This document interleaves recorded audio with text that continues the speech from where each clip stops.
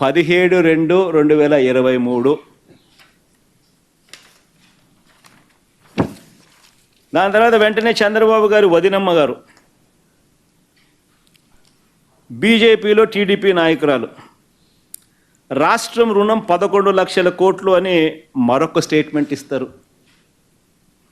25/10/2023 చూడండి, డేట్స్ ఒకసారి చూసుకోండి. అంటే ఒక పద్ధతి ప్రకారం గోబెల్స్ ప్రచారం, ఒక పద్ధతి ప్రకారం తీసుకొని పోతారు. అంత కొత్త కొత్త పాత్రధారులు ఈనాడు, వీళ్ళ మీడియా, వీళ్ళ సోషల్, వీళ్ళ ఎల్లో మీడియా, వీళ్ళ ఇతర పార్టీలో ఉన్న వీళ్ళ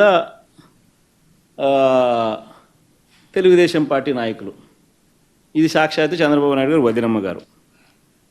ఇవిడంటది వెంటనే చంద్రబాబు గారు వదినమ్మ బీజేపీలో టీడీపీ నాయకులు అంటారు రాష్ట్రం రుణం 11 లక్షల కోట్లని మరొక స్టేట్మెంట్. ఈవిడ చూసినట్టు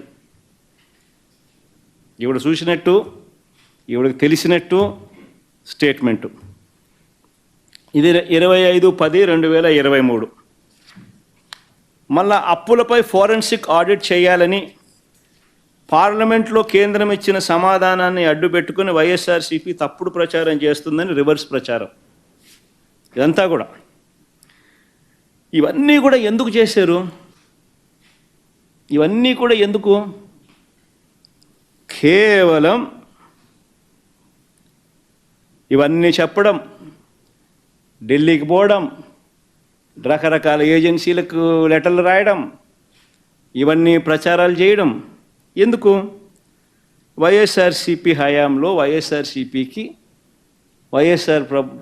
రాష్ట్ర ప్రభుత్వానికి అప్పులు రాకూడదు, కేంద్ర ప్రభుత్వం సహకరించకూడదు,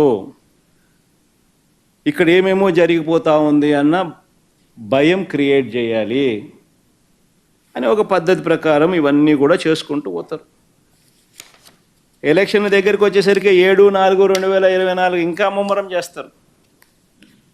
రాష్ట్రం అప్పులు ఏకంగా 12,50,000 రూపాయలు అని చెప్పి మళ్ళా చంద్రబాబు నాయుడు గారు వదినమ్మ గారు ఇంకో స్టేట్మెంటు మళ్ళీ కంటిన్యూ చేస్తారు. దాని తర్వాత ఇంకా ముందుకు పోతారు. సరిగ్గా ఎన్నికలకి నెల రోజుల ముందు ఈనాడు ముందుకు వస్తుందన్నమాట. 21/4/2024 ఒక ఎకానమిస్టును పట్టుకొస్తారు. ఆయన ఎకానమిస్ట్ అని చెప్పి ఒక బిల్ల తగిలిస్తారు. ఆయనకు తగిలిచ్చి రాష్ట్రం రుణాలు ఏకంగా 14 లక్షలు అని ఆయనతో చెప్పించేసేస్తారు.